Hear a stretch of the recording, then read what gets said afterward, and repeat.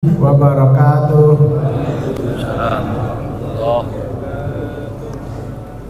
Alhamdulillahirrahmanirrahim. Alhamdulillahirrahmanirrahim. Rabbi nasta'in ala mulli wa din. Asyhadu an la ilaha illallah wa asyhadu anna muhammadan abduhu wa rasuluh. La nabiyya ba'da amma ba'du. Rabbi shrah sadri wa yassir li amri wa hlul 'uqdatam min lisani yafqahu qawli. Rabbi zidni ilman warzuqni fahman. Subhanaka la ilma lana illa ma 'allamtana innaka antal alimul hakim. Rabbi shrah li sadri wa yassir li amri wa hlul 'uqdatam min lisani yafqahu qawli. Puji syukur alhamdulillah kita panjatkan kehadirat Allah Subhanahu wa taala yang memberikan kepada kita nikmat sehat walafiat pagi hari ini. Allah masih memberikan kepada kita masih bisa menjalankan ibadah subuh berjamaah di masjid ini dan tentunya menjalankan ibadah puasa Ramadan. Dan kita juga wajib bersyukur karena Allah masih memberikan kepada kita nikmat iman maupun nikmat Islam. Selanjutnya, selawat dan salam kita sampaikan kepada baginda Nabi besar Muhammad sallallahu alaihi wasallam, uswatun hasanah, suri teladan bagi kita semua. Kepada para sahabat, keluarga Nabi, dan juga kepada umat baginda yang menjalankan sunnah Nabi sampai akhir zaman. Dan tentu kita juga berharap kelak di yaumul akhir dengan izin Allah Subhanahu wa taala Nabi memberikan syafaat kepada kita semua. Baik Bapak Ibu, setiap pagi Ahad pada subuh kita melakukan kajian tentu sebagai salah satu upaya untuk terus meningkatkan dan menjaga keimanan kita, upaya mendapatkan ketakwaan ya tentunya ya. Nah, kita bersama-sama sebelum mulai marilah kita bacakan Ummul Quran, yaitu Al-Fatihah untuk mendapatkan keberkahan bagi kita semuanya. Al-Fatihah. Bismillahirrahmanirrahim.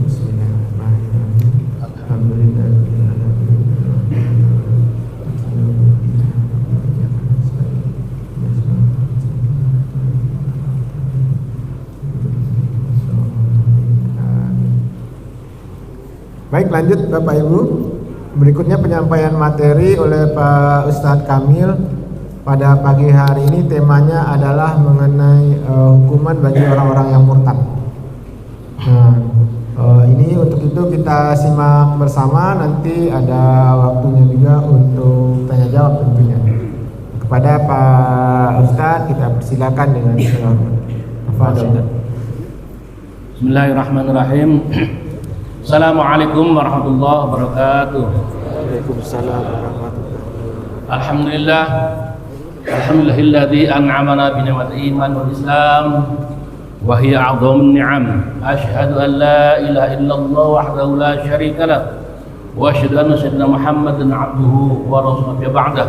Allahumma shalli wa sallim ala hadzal nabiyil karim war rasul 'azim sayyidina wa maulana Muhammadin wa ala alihi wa sahbihi wa man tabi'ahum bi ihsanin ila yaumil amma ba'du.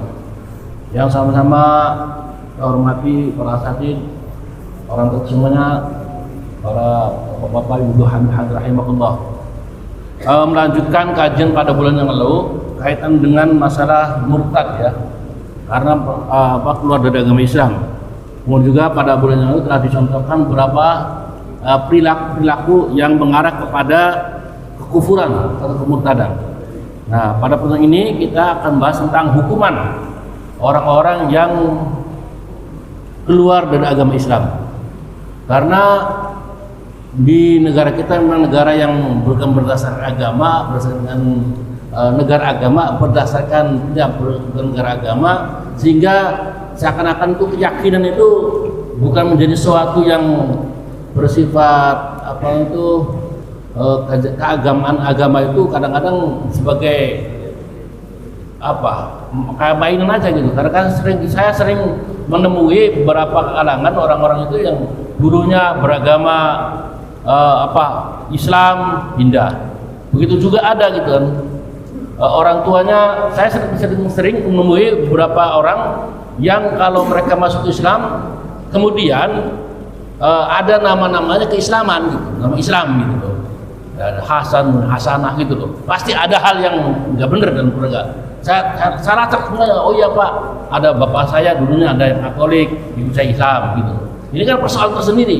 Persoalannya apa? Akan berpengaruh pada status hukum dalam keluarga, hukum pernikahan, hukum perwalian, hukum warisan dan sebagainya.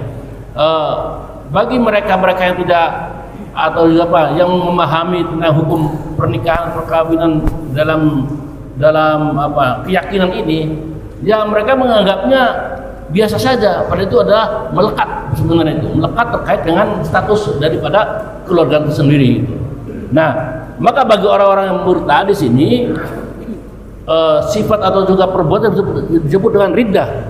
Riddah adalah merupakan perbuatan dosa besar, termasuk al-kabair, dosa besar. Ini kalau sudah besar itu termasuk apa? Seperti perbuatan membunuh, kemudian perbuatan berzina dan sebagainya. Ridha ini disebutkan masuk golongan seperti ini gitu. Nah, maka perbuatan murtad ini, ridha ini adalah akan menghapus segala amal-amal yang baik sebelumnya.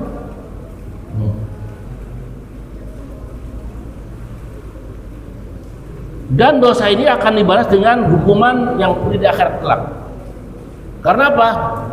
Karena ketika kan begini, ketika menjadi muslim, beramal soleh dan sebagainya, kemudian mereka keluar dari agama Islam, maka perbuatan baik semua itu akan terhapus semua, hilang semuanya. Nah, berbeda dengan orang yang ketika mereka itu dari kecil, dari bayi baru lahir itu mereka itu adalah orang tuanya bukan orang Islam, yang begitu mengkristen, Hindu, Buddha. Karena berdasarkan apa? Berdasarkan hadis Nabi itu, kalau orang mereka itu baru apa yang dari kecilnya terlahirkan mereka bukan orang Islam, kemudian masuk Islam, maka itu digambarkan siapa seperti bayi baru lahir dari rahim ibunya, begitu. Jadi belum punya dosa dan belum punya kesalahan. Nah, tapi kalau kelanjutan berikutnya terserah pada mereka. Tapi kalau dari sejak bayi kemudian sudah menjadi muslim, kemudian beragama Islam, maka kemudian mereka itu melakukan namanya dosa besar. Hal ini berdasarkan firman Allah Subhanahu wa taala surah Al-Baqarah ayat 227. A'udzu billahi minasyaitonir rajim. Bismillahirrahmanirrahim. Wa may yartadid minkum an dinihi fayamut wa huwa kafirun. Fayamut huwa kafirun. Wa ulaika a'maluhum fid dunya wal akhirah. Wa ulaika ashabun nari hum fiha khalidun. Barang siapa yang murtad, fartadda, mereka warga Islam di antara kamu dari agamanya, lalu dia mati, meninggal dunia dalam kekafiran, maka mereka itulah orang yang sia-sia amalannya dunia dan di akhirat, dan mereka itulah penghuni neraka, mereka kekal di dalamnya. Naudzubillah. Jadi mereka awalnya itu orang beriman keluar, dan ini juga banyak kasus-kasus yang terjadi ya. Ya kadang-kadang kita bisa melihatnya pada berita-berita selebriti gitu ya, atau public figure. Nah, ya mungkin karena tadi mungkin dianggapnya dianggapnya itu agama atau keyakinan itu seakan-akan bagaimana mainan biasa gitu kan. Maka saya pernah mengajar dalam satu keluarga,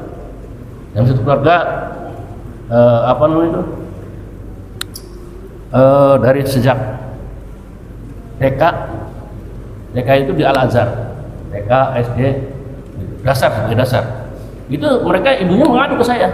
Kenapa? Karena ini Pak, kata teman saya itu, kenapa anakmu itu diolahkan kepada yaitu masih kelas Al-Azhar gitu kan? Kenapa nggak daripada internasional dan sebagainya gitu? Tapi apa? Ini memang orang tuanya sudah dididik apa? Yang penting apa? Dasar agama dulu. Yang penting anak itu sudah memiliki dasar agama tentang keimanan, Islaman, udah gitu. Kalau kesana insya Allah kalau sudah dewasa gitu, bahkan kemudian yang saya ajar itu dia itu anak yang perempuan, berangkat ke Belanda, kemudian ke Itali. Karena sekarang punya suami orang Itali dan membawa suami masuk Islam, begitu. Jadi malah jangan sampai kebalikan gitu. Kebalikan malah anak-anak kita kemudian malah terbawa kepada keyakinan di luar Islam, gitu. Nah, itu maka apa? Jangan sampai salah. Kalau kita sebagai orang tua ini kemudian memberikan arahan pada pendidikan, malah pendidikannya itu biasa-biasa, tapi kemudian malah kedepannya terjadi kegoyahan dalam keimanan, gitu. Nah, ini termasuk dosa kita juga orang tua, gitu kan? Yang sangat jelas. A'udzubillahi minasyaitonir rajim. Bismillahirrahmanirrahim. Ya ayyuhalladzina amanu qu anfusakum wa ahlikum nar. Jadi kita diperintahkan oleh Allah Subhanahu wa taala untuk menjaga diri kita, qu anfusakum. Diri kamu sekalian, wa ahlikum, dan keluarga kamu sekalian. Ahli-ahli kamu sekalian itu apa? Dari api neraka ini agar jangan sampai terjadi apa? Kegoyahan keimanan kepada Allah Subhanahu wa taala.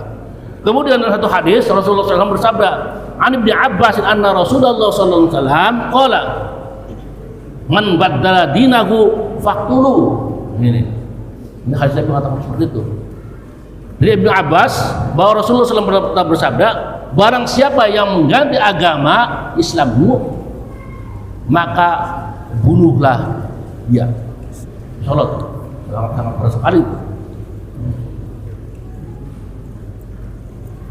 Kemudian dari Ibnu Mas'ud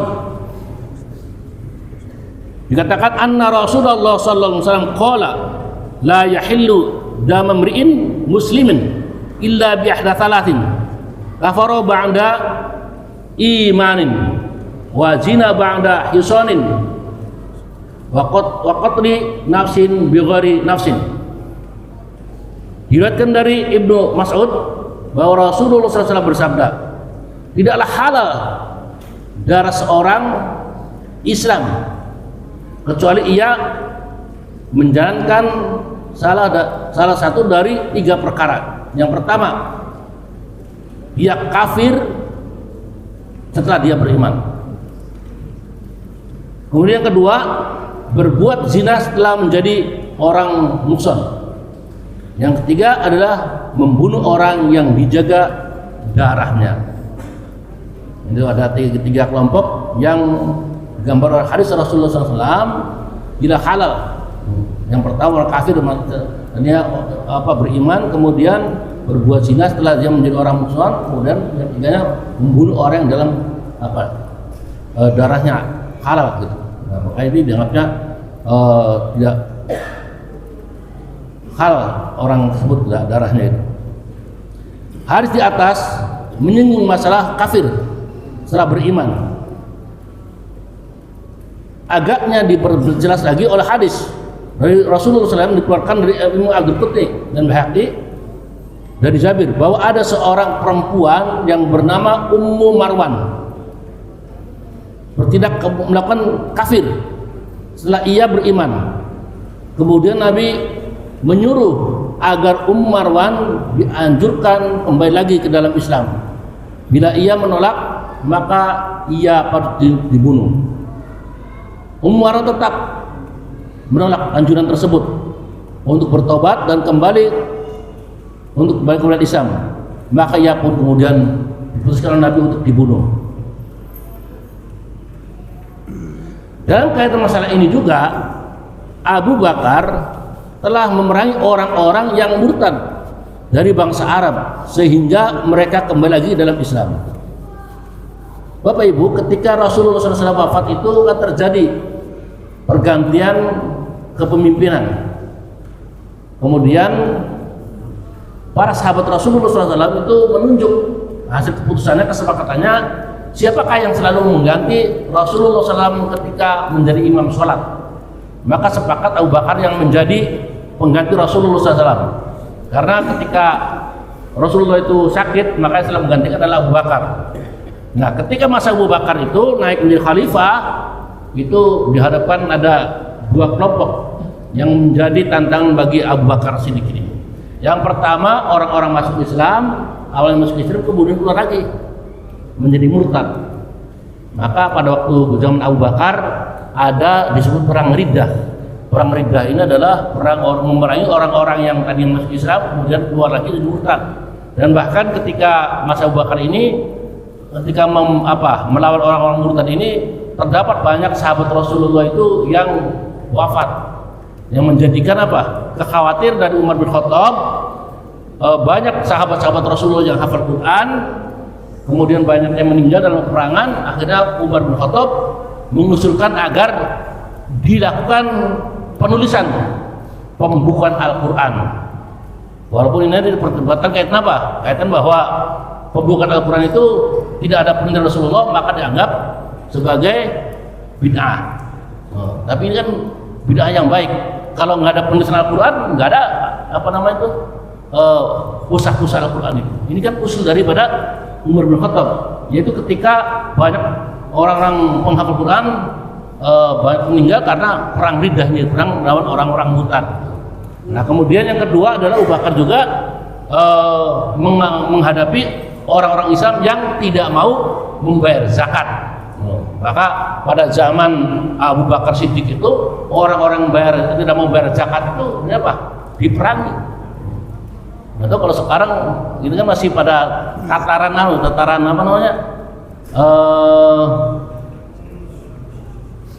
keikhlasan.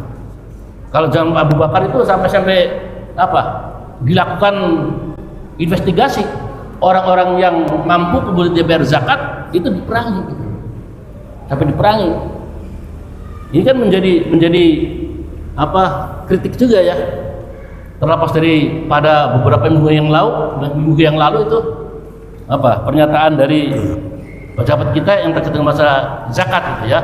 Tapi ya itu, kalau kita melihat kembali pada runtutan bagaimana syariat zakat ini, para nabi rasul juga sama gitu ya. Diminta untuk pada umatnya juga untuk mengeluarkan perintah zakat. Seperti zaman Nabi Musa juga kan kepada Qarun untuk mengeluarkan zakat seperti itu.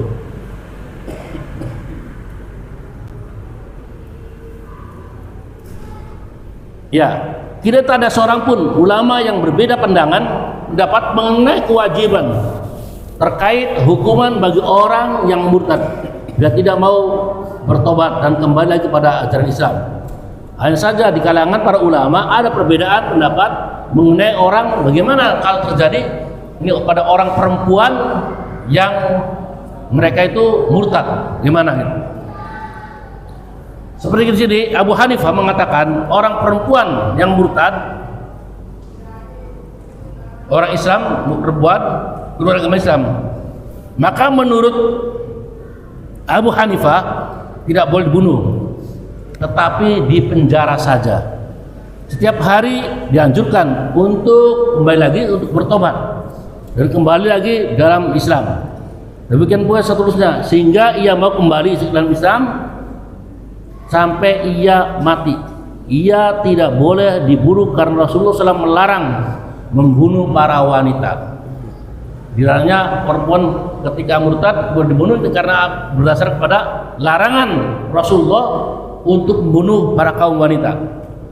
Berbeda pandangan dengan Abu Hanifah, maka jumhur ulama mengatakan fikih ya, bahwa sungguhnya hukum bagi orang perempuan murtad sama dengan hukuman bagi laki-laki yang murtad. Ini pendapat ulama fikih melihat pada runtutan kaitan dengan hukuman pada orang laki-laki. Karena ada hadis yang saya dari Mu'adz bin Jabal telah dianggap bagus oleh Hafidz bahwa Nabi ketika mengutus Mu'adz ke Yaman, kemudian Nabi bersabda, ayyuma rajulin tadda 'anil Islam wad'uhu fa in 'ada wa illa fadribu 'an unuqahu wa ayyuma imra'atin taddat 'anil Islam wad'uha wa in 'adat wa illa fadrib unuqaha. Setiap lelaki yang bertindak keluar dari agama Islam menjadi murtad, maka fad'uhu, panggillah ia. Bila ia menolak untuk kembali lagi dalam Islam, maka penggallah lehernya. Begitu pula dengan perempuan yang bertindak murtad, maka panggillah ia. Bila ia menolak untuk kembali lagi dalam Islam, maka penggallah lehernya. Ini berdasarkan hadis ini dari Mu'adz bin Jabal, sama. Jadi tuntutannya ketika orang laki-laki murtad itu dihukum penggal, begitupun perempuan. Nah, mengenai masalah ini, maka Abu Bakar telah bertindak menganjurkan seorang perempuan bernama Ummu Qurfah yang murtad untuk bertobat dan kembali lagi ke dalam Islam. Nah, dalam hal ini Ummu Qurfah menolak, maka ia pun dibunuh. Demikianlah keterangan yang dikeluarkan oleh Baihaqi dan Daraqutni.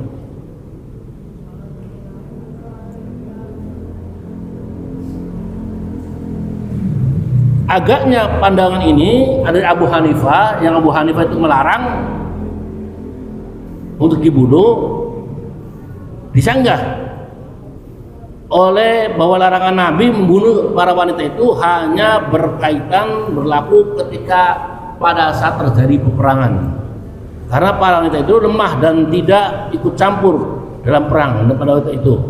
Adapun sebabnya Nabi melarang membunuh wanita adalah karena beliau pernah melihat seorang perempuan dibunuh. Kemudian kata Nabi, bukanlah semestinya perempuan itu untuk diperangi, bukan dibunuh. Nah, dan akhirnya Nabi melarang membunuh para wanita. Ini kan pandangan kaitan para ulama terkait dengan bagaimana keputusan ketika seorang wanita itu kemudian murtad gitu.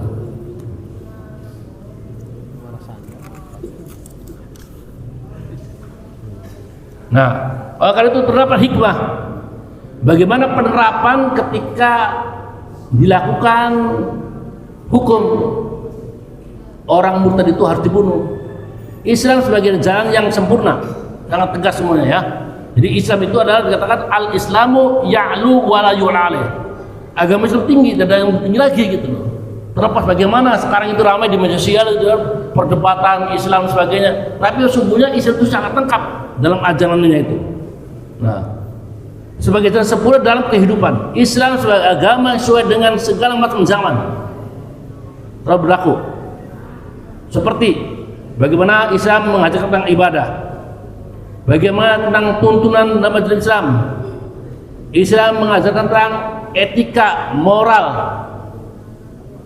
baik dalam hal pergaulan, material, dan juga berhubungan terkait dengan kehidupan di dunia maupun akhirat kelak.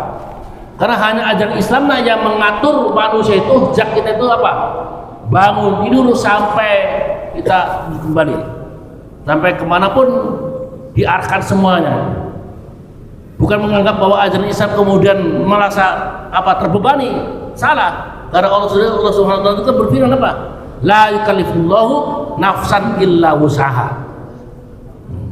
Jadi Allah tidak akan bani pada satu kaum kecuali dengan kemampuan kaum sendiri untuk melaksanakan segala perintah Allah Subhanahu wa taala. Islam menerapkan dalam pelaksanaannya didasarkan atas rasio dan logika. Islam berdiri pada atas dalil-dalil dan bukti-bukti kebenaran. Tidak ada keyakinan, akidah dan ajaran Islam yang bertentangan dengan fitrah manusia. Makanya yang dimaksudkan manusia punya fitrah itu fitrah yang ada dalam diri kita manusia itu apa? Sesuatu yang dalam kita manusia itu untuk dalam pelaksanaan itu dalam Islam disesuaikan dengan ajaran-ajaran Islam. Sebagai contoh, Islam itu tidak mengajarkan kepada kaumnya untuk bersifat kerahiban. Apa kerahiban itu? Seperti contoh pada saudara kita yang lain. Pada ajaran kepada umatnya, ya contohnya itu apa? Ada Protestan, ada Katolik. Bapak bisa sebut aja itu. Katolik itu tokoh-tokohnya itu apa? Tokoh-tokohnya melarang mereka itu tidak berpasangan. Seperti pastor. nggak punya istri. Perempuannya jarawati, nggak punya suami. Padahal di antara laki-laki dan perempuan itu ada kebutuhan biologis yang harus disalurkan. Nah, dalam Islam kan tidak ada perbedaan. Baik itu umatnya, tokoh-tokohnya dianjurkan untuk pernikahan. Makanya kalau pada agama-agama yang tidak menganjurkan kepada ya ada umat atau tokohnya itu, seperti ada biarawan-biarawati gitu ya, atau pendeta-pendeta yang mereka tidak mengajarkan untuk berhubungan dengan jalur-jalur yang resmi, akhirnya terjadi timbul apa? Persoalan tersendiri gitu kan. Nah itu berarti apa? Agama yang tidak sesuai dengan fitrah manusia sendiri. Islam mengajar fitrah manusia sendiri tuh. Mengatakan apa? Yang mas fitrah adalah condong kepada kebenaran. Makanya sangat lengkap sih gambar sini. Dan Islam juga tidak menghambat jalannya fitrah manusia sendiri. Islam mengarahkan ada pembangunan manusia di berbagai bidang, baik moral, spiritual, fisik, material, dan sebagainya. Akan tapi justru mendorong manusia ke arah kesempurnaan, baik di bidang moral, spiritual, fisik, material, dunia dan akhirat. Orang yang masuk Islam tentu akan tahu hakikat dan kualitas bagaimana agama Islam. Bahkan ia tentu dapat merasakan bagaimana manisnya kehidupan dalam agama Islam. Makanya kalau ada orang yang kemudian sudah menjadi muslim keluar, maka itu menjadi orang-orang yang merugi. Dan dengan demikian bila ia keluar dari agama Islam, maka ia berarti keluar dari kebenaran itu sendiri menuju pada kesesatan. Ia mengingkari bukti dan dalil yang benar, dan ia juga telah menyimpang dari rasio yang dari akal sehat dan fitrah manusia itu sendiri. Jadi kalau orang yang sudah dari musim kemudian keluar nyasar itu sudah diarahkan jadi orang benar, malah keluar gitu kan. Jangan sampai pada kita semuanya ya. Seorang yang pada awalnya mereka beriman kemudian keluar dari agama Islam yang disebut murtad, berarti ia tadi telah turun tingkatannya dari sesuatu yang paling apa tadi itu? Turun yang paling rendah, yang tidak ada baiknya dalam kehidupan dalam tingkatan itu tersebut. Kehidupannya tak perlu dilindungi lagi, karena kehidupannya itu tentu sama sekali tidak ada kaitannya kebaikannya dan tidak mempunyai tujuan yang mengolah kepada kebaikan, mengarah kepada kebaikan. Jadi tadinya orang itu sudah punya yang keimanan untuk mereka kesempurnaan hidup, tapi kemudian keluar dari agama Islam, dia itu jatuh sudah rendah tadinya.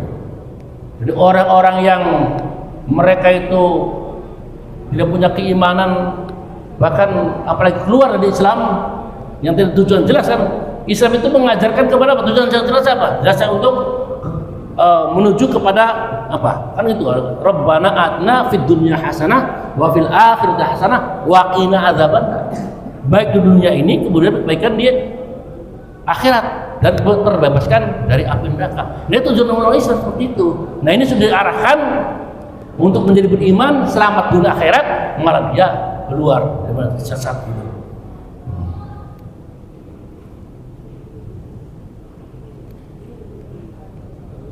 Itu kan baru pada hal-hal yang keyakinan. Maka itu dari satu aspek. Pada aspek yang lainnya, bahwa Islam itu ada jalan yang komplit dalam kehidupan. Islam sebagai satu haluan yang mengatur semua perjalanan kehidupan manusia. Dengan demikian Islam perlu dijaga, dipegang erat dan perlu ditegakkan. Karena setiap peraturan itu tidak akan dapat lestari bila tidak dijaga. Peraturan tidak bisa tetap berlangsung kalau sudah tidak dijaga, tidak bisa diterapkan, dan juga tidak dipegang orang taat dan ditegakkan. Ini dimaksud agar tidak ada orang yang mengingkari dan mengkhianati peraturan tersebut. Karena sungguhnya pengkhianat itu adalah musuh yang justru senantiasa berusaha merobohkan peraturan tersebut. Dengan demikian berarti orang yang keluar dari agama Islam adalah pengkhianat terhadap peraturan-peraturan Islam itu sendiri, dan tidak ada hukuman bagi pengkhianat kecuali hukuman yang ditetapkan oleh undang-undang atau juga konstitusi yang berlaku. Semua manusia baik warga negara maupun yang berlaku pada negeri yang mungkin liberal atau kapitalis, bila ia mengingkari undang-undang nasional bagi warga negara, maka ia dituduh sebagai pengkhianat terhadap negaranya. Dan Islam dalam masalah ini memberikan hukuman terhadap pengkhianat itu. Tadi yang mereka keluar adalah hukuman mati terhadap pengkhianat agama Islam bila ia tidak mau bertobat dan kembali pada ajaran yang dulu. Sangat tegas itu. Nah. Kemudian bagaimana akibat dari kemurtadan? Orang yang Islam kemudian bertindak murtad, maka terdapatlah perubahan-perubahan dalam segi muamalah. Segi muamalah itu hubungan antara manusia dengan manusia yang lainnya. Kalau segi ibadah kan hubungan antara kita dengan Allah Subhanahu wa taala. Tapi kemudian bagaimana ketika orang yang murtad untuk hubungan dengan manusia yang lainnya?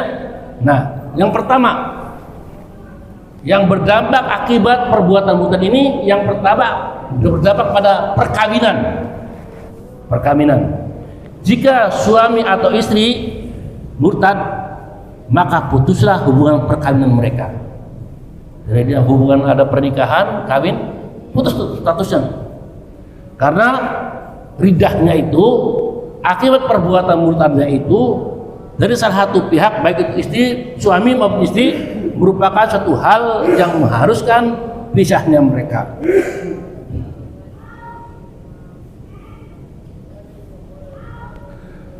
Dan apabila salah satu dari mereka suami istri kemudian murtad, maka bertobatlah dan kembali dalam Islam. Maka untuk mengadakan hubungan perkawinan tersebut, maka kembali seperti semula, haruslah memperbaharui lagi akad nikahnya dan harus ada mahar lagi. Kalau ada yang suami istri kemudian salah satunya itu murtad dari Islam, maka putuslah hubungan pernikahan perkawinan itu. Kalau sudah putus orang lain, berarti sudah orang lain. Dan kemudian kalau pengen kembali lagi, ya harus ada nikah ulang dan ada maharnya juga. Ya Bapak Ibu, kaitan di sini mungkin belum ada ya. Pada masyarakat yang kompleks itu sering terjadi gitu. Mereka itu keluar sebagai beragama Islam. Kemudian kedua, tentang hak waris. Orang murtad tidak boleh mewarisi harta peninggalan kerabat-kerabat yang muslim. Karena orang murtad adalah orang yang tidak beragama. Jika tidak beragama, maka tentu saja tidak boleh untuk mewarisi harta peninggalan dari kerabat-kerabatnya yang muslim. Dan bila itu mati, maka dibunuh. Jadi kalau ada orang yang salah satunya tuh murtad, ya pernikahan juga suami istri putus, ada nih orang tua punya anaknya murtad, udah putus itu hubungan kewarisannya. Kan ada ya beberapa kita sudah kaji terkait dengan masalah waris tuh. Jadi hak yang ahli warisnya itu putus itu. Maka apabila salah satu mereka itu harta peninggalannya itu diambil alih oleh para warisnya yang beragama Islam, kemudian yang mereka murtad itu, maka ia tidak berhak untuk mendapatkannya.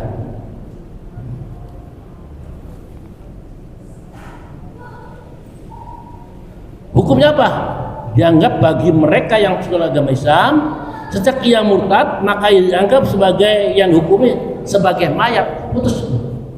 Walaupun memang dia itu masih hidup, tapi karena dia itu keluarga Islam, maka dianggap mayat gitu. Nah, dalam hari ini sahabat Ali pernah didatangi seorang laki tua yang asalnya beragama Nasrani, tapi kemudian masuk agama Islam. Nah, akhirnya kembali lagi jadi Nasrani. Maka kemudian Ali bersabda, barangkali kamu murtad hanyalah untuk mendapatkan harta warisan, dan setelah itu kamu kembali lagi ke dalam Islam. Maka jawab itu tidak. Ali berkata, atau barangkali kamu melamar seorang perempuan tetapi orang yang tak mau mengawinkanmu dengan perempuan itu, kemudian kamu murtad, atau dapat mengawininya lagi. dan setelah itu kamu kembali lagi kepada agama Islam. Dan Lakutul menjawab, aku tidak akan kembali kepada Islam sehingga aku meninggal, menemui Al-Masih, temu dengan Al-Masih, yaitu Yesus katanya. Maka laki itu pun kemudian panggil, dihukum oleh ahli penggal lehernya.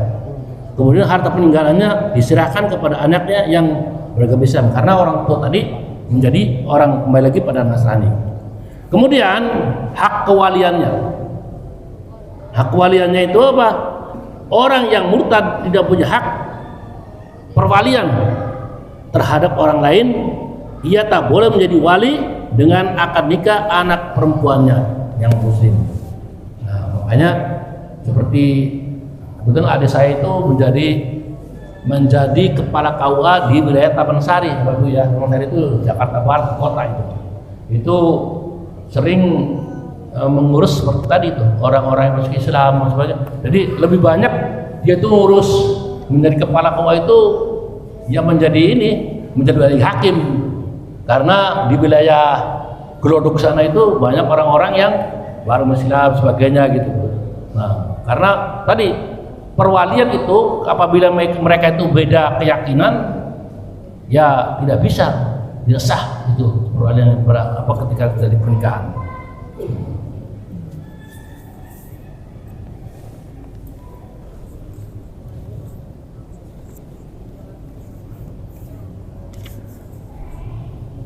Kemudian adakah tukang sihir dihukum dengan orang perilaku menyimpang gitu ya, orang-orang sihir yang kemudian mereka itu dihukum bunuh?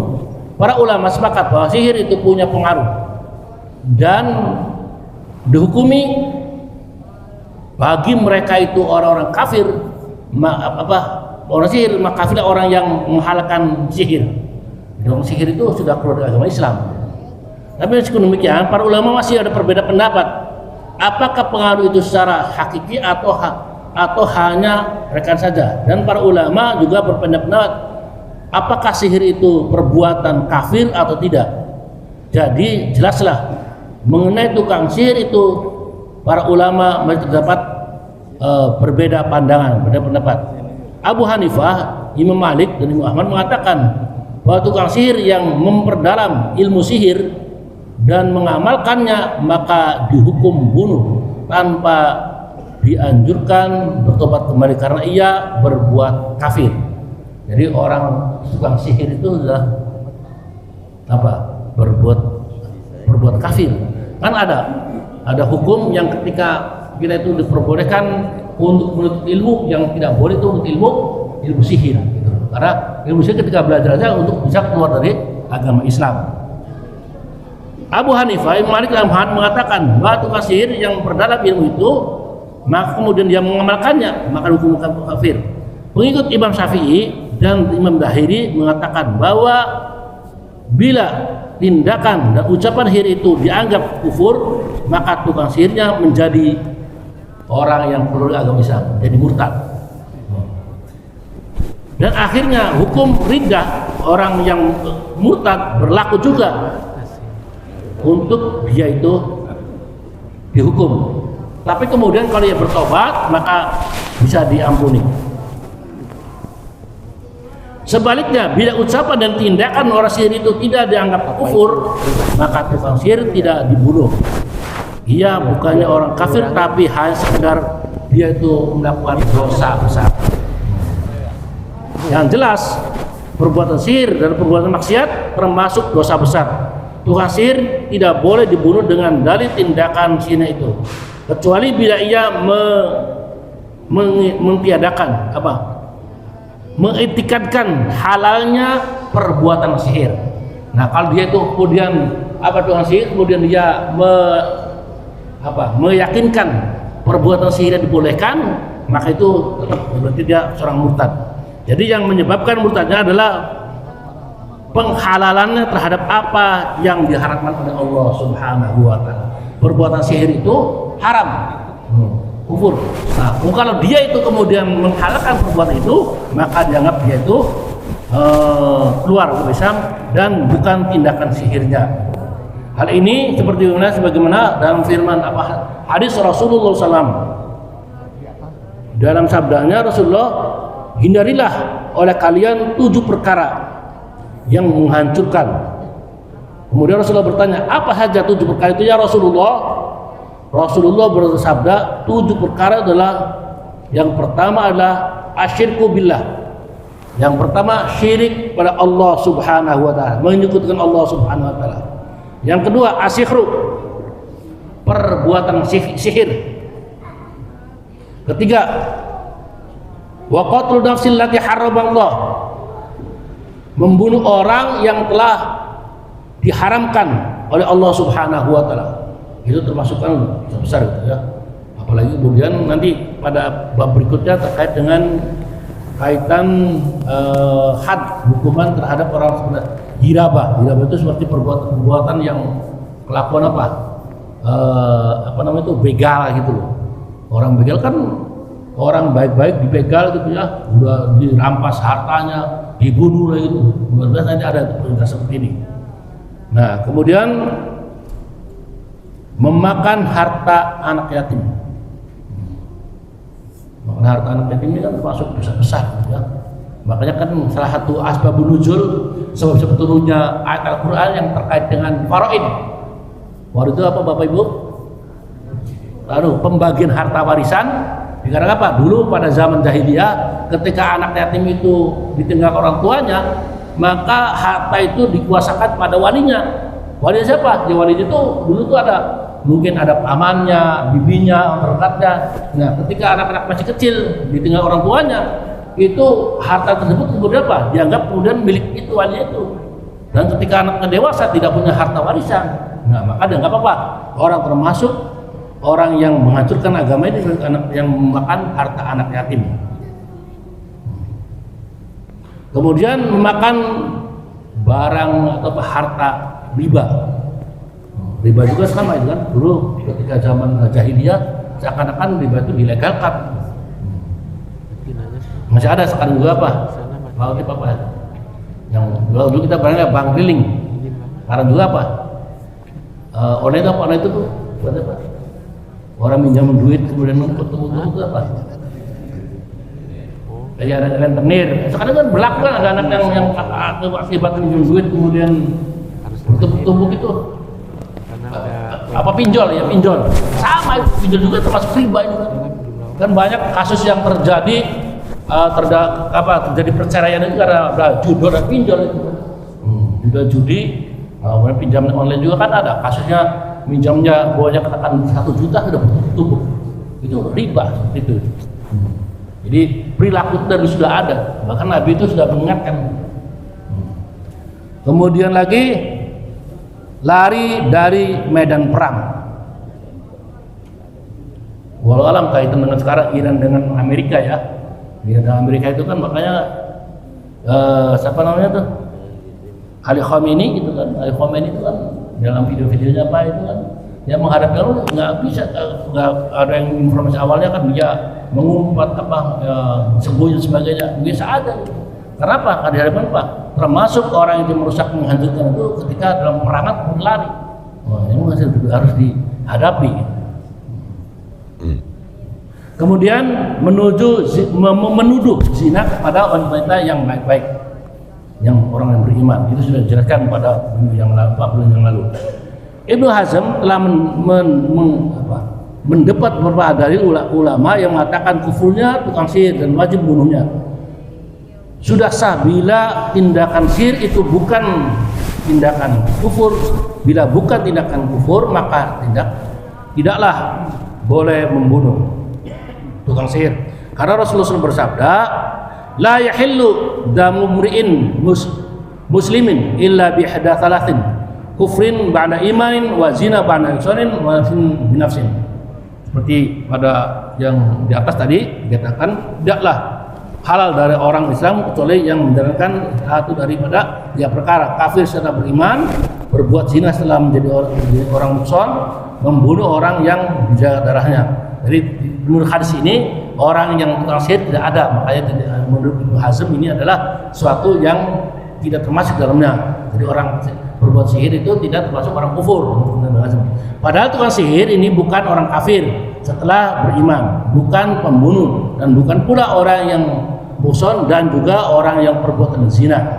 Nah, kaum Syiah berpendapat puasa itu murtad dan hukum orang murtad maka dia berlaku bagi mereka yang orang-orang kafir tersebut. Demikian Bapak Ibu, alhamdulillah yang terkait dengan masalah-masalah tentang perbuatan murtad, dan ini jangan sampai juga terutama apa para keluarga kita semuanya harus dijaga keimanan keislaman keluarga kita. Kemudian wassalamualaikum warahmatullahi wabarakatuh. Waalaikumsalam warahmatullahi wabarakatuh. Demikian penjelasan Ustadz tadi dari panjang lebar ya soal mengenai murtad. Ku anfusikum wa ahlikum naro. Jadi jagalah diri kamu sendiri dan keluarga kamu dari api neraka. Jadi memang fenomena murtad itu bukan lagi cerita ya Bapak Ibu, mungkin di sekelilingnya kita juga sebenarnya terjadi gitu. Nggak usah jauh-jauh, bahkan di lingkungan kita gitu. Jadi pada saat sebelum menikah ya ternyata dia masuk Islam dulu nih, maka harus disyahadatkan istighfar. Udah disyahadatkan segala macam. Sebelum apa? Akad itu harus gitu supaya menghilangkan tadi. Iya, nah setelah dia menikah kemudian balik lagi tuh pada agamanya, dan itu nggak sejauh-jauh di lingkungan kita juga ada seperti itu. Nah, jadi kita memang harus menjaga keluarga, anak-anak kita jangan sampai kejadian. Mungkin ada Bapak Ibu yang mau bertanya mengenai ini sebenarnya, karena ini bukan lagi cerita ini semua. Ada ya? Ada. Di lingkungan kita di sini tadi gitu. di sekitar di Villa Dagotol nih kalau saya mau sebutin itu. Dan itu enggak 1-2 orang. Jadi kita sebenarnya agak sedih juga tetap kejadian seperti itu. Ada Bapak Ibu? Ibu-ibu ada nanya? Enggak ada. Oh, Bapak, Pak. Enggak ada ya. Pak Tri. Ini Pak. Jangan murtad ya Pak, apa mau nikah lagi?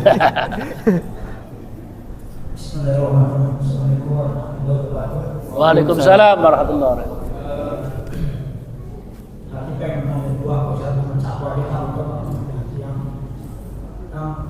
Khususnya masalah murtad tadi mengatakan orang yang masuk Islam itu akan dihapus segala dosa-dosa masa lalu. Ternyata hukum ini juga tidak berlaku di Islam doang, dan agama lain juga sama gitu ya. Nah, dalam ini pertanyaan yang juga sering dibuat candaan. Kalau misalnya orang yang sudah melakukan perbuatan dosa besar, maksiat, membunuh segala macam selama hidup, dan minuman haram, kemudian juga zina, lalu kalau misalkan dia masuk Islam lalu dianggap sebagai sepilah abadi yang baru lahir, apa tidak timbul kan Allah Maha adil gitu ya. Bagaimana gitu ya dasar adil tersebut, sementara kita sebagai orang Islam sejak kecil, sekecil apapun dosa kita tetap dikenakan hukuman gitu ya. Sementara mereka yang baru masuk Islam akhirnya dengan setelah sekian tahun udah meninggal, dia masuk Islam itu kenapa tidak disiksa. Jadi pertanyaan seperti itu sering kita dengar ya. Nah, mungkin harus ada catatan ya. Kalau dia masuk Islamnya tulus, ikhlas, itu dia gitu. Tadi dikatakan kalau masuk Islamnya hanya akal-akalan saja, seperti apa dia? Karena dalam surat Al-Quran, kalau tidak salah surat Al-Anfal ya, ayat 38 mengatakan bahwa katakanlah Muhammad, jika mereka orang-orang kufur menghentikan kekufurannya dan masuk Islam, maka dihapus dosa-dosanya dengan catatan dia berhenti melakukan kekufuran. Tapi jika dia melakukan perbuatan tetap kekufuran yang memerangi Muhammad, artinya pengikut Muhammad pada saat itu, maka itu berlaku. Tidak berlaku bahwa dosa-dosanya dihapus. Demikian terima kasih Ya. Terima kasih Pak Tri. Langsung ya Pak. Ya, ini Pak ya. Pak Tri ini menanyakan terkait dengan mungkin ada ya sangat semacam gugatan gitu loh, membandingkan. Seperti enak banget gitu ya, orang dulunya itu non muslim, banyak kan itu muslim, kemudian dia itu dari dalam perjalanan kehidupannya dia itu ya berbuat dosa, bisa jadi dia itu berbuat dosa dan sebagainya, tapi kemudian pas menjelang akhir hayatnya dia bersyahadat itu kan, bebas semua kan itu. Sementara kita orang yang mungkin Islam dari sejak kecil terus gitu kan, tiba-tiba kemudian melakukan tindakan perbuatan dosa, bahkan sekarang kan hilang semuanya. Gini Pak, yang namanya hidayah itu tidak bisa dipaksa. Hidayah itu ada Allah Subhanahu wa Ta'ala. Betapa banyak orang yang tadi melakukan begitu, kemudian seperti tadi gitu ya, yang dia itu menjelang akhir hayatnya, kemudian dia itu masuk Islam. Karena memang begini, dan tidak bisa Bapak juga maksa seperti kita orang begitu. Misalnya, udah kalau gitu kita sampai ada sedikit bercandaan ya gitu, sedikit ya gitu ya. Ada, ya kalau begitu kita udah nggak usah lagi menjadi orang yang benar dulu gitu ya. Atau apa tadi? Bukan orang Islam tapi ya apa tadi? Bukan. Tapi ini kan bukan orang yang bukan Islam kan? Istilahnya kan ada yang mengatakan gini nih.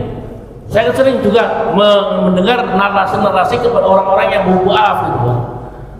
Mereka tidak bisa ini Pak, yang benar-benar masuk Islam itu mereka mendapatkan hidayah itu kadang-kadang macam-macam itu, macam-macam. Orang saya juga mendapatkan ada narasi dari begini, ketika dia itu masuk SMP itu ada guru agama yang mereka mengatakan apa? Mereka mengatakan begini, bagi orang-orang yang non muslim silakan untuk tidak mengikuti pendidikan agama katanya. Akhirnya apa? Dia sendirian karena di kelas tersebut itu secara awalnya orang Islam, jadi dia keluar sendirian.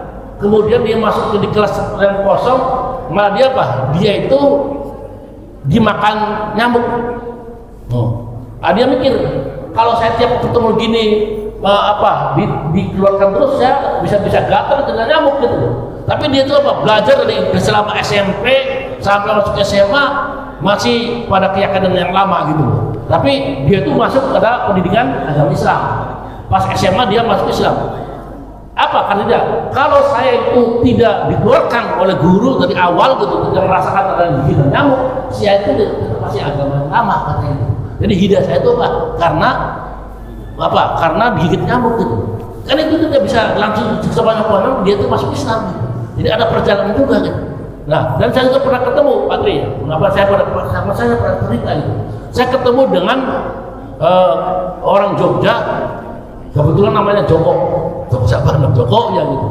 Tapi dia sampai sekarang dia ketemu dengan saya itu, dia itu merasa berdosa karena dia itu ditugaskan di kepulauan di Maluku, dia dari Katolik menjadi misionaris, tapi kemudian dia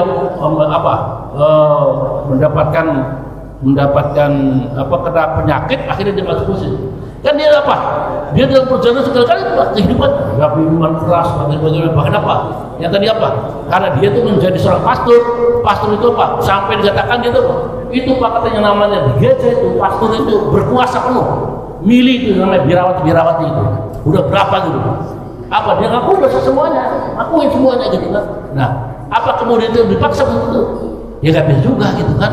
Nah, bahkan di sini ketika itu menangis ketika saya menyampaikan hadis Rasulullah bahwa siapa yang baru Islam, yang memang awalnya kafir, maka terbebaskan sebuah dosa-dosa semuanya. Dan dia menangis seperti itu karena selama ini tidak mendapatkan informasi seperti itu. Nah, tapi kemudian bagi kita orang Islam, kemudian kita itu lahir dari dikatakan Rasulullah kullu mauludin yuladu fitrah. Wabawahu, kedua-duanya lah yang mereka menjadikan Nasrani, Yahudi, dan mereka paganisme, berhala. Kemudian kita ini merupakan termasuk yang ketidakadilan Allah ketika ada orang mereka yang awalnya non muslim tapi dari lahir kemudian mereka itu berbuat maksiat, mereka itu fasik dan sebagainya, tiba-tiba bisa kemudian masuk surga. Tapi kemudian kita yang lahir dari kecil terus itu melakukan tadi perbuatan maksiat, malah kita dianggap berdosa besar. Nah, itu sebenarnya itu kepada Allah Subhanahu wa Ta'ala. Kita sangat sangat beruntung yang kemudian kita itu dilahirkan dalam kondisi orang tua kita muslim, beriman, sampai kita menjadi orang muslim saja. Termasuk nanti hal-hal yang terkait dengan masalah hisab pada Allah itu adalah hak fokus pada Allah Subhanahu wa taala. Ya karena apa? Surat Al-Baqarah ada gitu kan. Surat Al-Baqarah itu kan sama ya bahwa orang-orang yang beriman pasti mereka itu apa? Khalid fi abadah. Allah ridho padanya. Jadi itu materi itu sebenarnya bukan buat Allah tidak ada, melainkan dari Allah Subhanahu wa taala ya. Ya. Terima kasih Pak. Oke. Mungkin sedikit tambahan penjelasan Pak Tri. Namanya hidayah itu kan nggak semua orang bisa dapat gitu ya. Jadi memang harus dicari, dan mereka pun yang non muslim tiba-tiba masuk Islam kok udah dihapus semua pahalanya. Nah itu yang barusan itu dan memang ada ketentuan dari Allah Subhanahu wa taala. Mungkin kita pasti kasih contoh, saya tambahkan adalah kayak Umar ya Tat ya. Nah Umar tuh bagaimana dulu itu membunuh anaknya loh Pak. Membunuh anaknya perempuan masih kecil, dibunuh, dimasukin ke dalam gali kuburan, dikubur gitu, sampai setiap hari itu Umar menangis di pipinya itu kelihatan urat-urat tangisannya setiap hari gitu, saking dia merasa bersalahnya. Tapi sekarang Umar alhamdulillah insya Allah itu dijamin masuk surga. Paman Nabi nggak bisa ngomong dengan paman Nabi sendiri. Iya. Nah, kemudian tadi ya paman Nabi juga. Nah, jadi itu memang salah satu juga untuk menarik gitu ya, supaya masuk Islam mungkin ya. Jadi mungkin itu tambahan sedikit. Mungkin karena udah jam 6 ya kita untuk melaksanakan suruh, kita akhiri kajian kita pada pagi hari ini dengan hamdalah dan doa kafaratul majlis. Alhamdulillahirabbil alamin.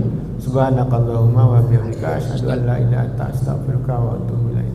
Assalamualaikum warahmatullahi wabarakatuh. Waalaikumsalam warahmatullahi wabarakatuh. Coy, kopi mana coy? Kopi. Kopi deh. Kopi maksudnya? Kopi.